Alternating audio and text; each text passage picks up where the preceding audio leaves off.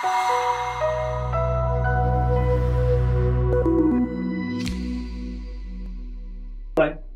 welcome to the monthly video update for the HI European Market Neutral Fund for January 21. A lot of funds will remember January 21 as being a very, very difficult month for them. Luckily for us, it wasn't too bad. I'm not trying to claim it was a great month, but we protected capital reasonably well, and we didn't get caught in some of the very dangerous short squeezes that we saw across the market, particularly in the US and Europe, much less so in the UK. So with the context of that really dominating things at the end of the month, I'll briefly talk about the areas that we could have been impacted in, but we managed to negotiate reasonably well. The degrossing trade did definitely put pressure on a number of our successful longs from last year.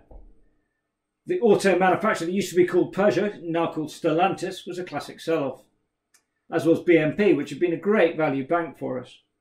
We think the outlook for banks is a bit tougher this year, but nevertheless, that was clearly a stock that was degrossed heavily as people repositioned their portfolios. On the short book, we really didn't get much in the way of squeezes, which is encouraging. Crowded shorts are an area we're really focused on, and we really want to try and avoid being in too many crowded shorts. We're very conscious that in the European long-short sector, there do appear to be a reasonably large number of funds that have a similar sort of trading structure, and we really saw that and were hurt by it back in November. So moving away from that kind of difficult environment, we didn't have too many short squeezers, and we had a couple of degross issues, but nothing really fundamental that made the portfolio not work at all. So what did work for us?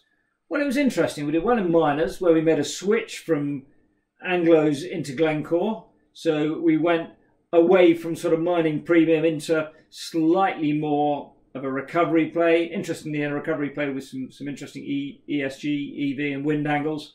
So that's traded quite well for us. I went back into ASML, the Dutch semiconductor equipment play. That's been fantastic for us. Performing really strongly again, peak valuations, but really delivering. So we took a bit of profits there, but that was another really strong one for us in the month. And I think, again, this was a month where we had to be really flexible and think on our feet to make sure that the portfolio had enough ammunition, really, to get through a difficult period. So it was really important at the end of the month that we were helped by a good IPO. We did the IPO of Dr. Martens Group. Some of you may be aware Dr. Martens is quite a famous, iconic even, UK brand in kind of heavy boots. And they've just IPO'd. You could argue it's a kind of small global luxury brand with a lot of growth available. It's been in private equity ownership, so we know that the easy wins would have been taken. But it made a great start on day one. It came at a sensible valuation, I think, for the growth rate. So that was a handy contributor at the end of the month. The other stock that we bought back in this month was Ocado. So Ocado's been in the fund a few times. It's the global tech leader in grocery tech. So if you're a supermarket owner who wants to deliver online, the chances are you're going to buy Ocado's grocery technology.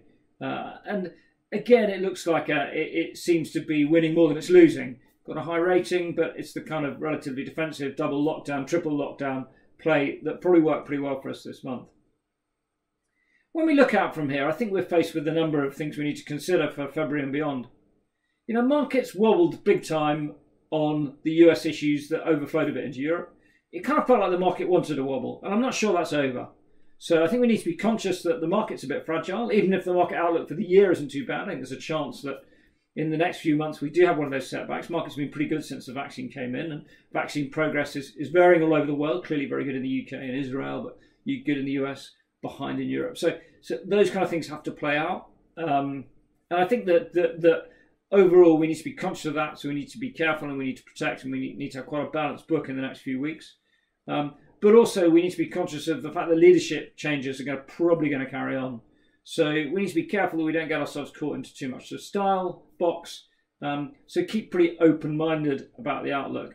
It's quite an exciting time to be running money. You know, if you don't enjoy running money in these challenging sort of environments, you might as well not bother.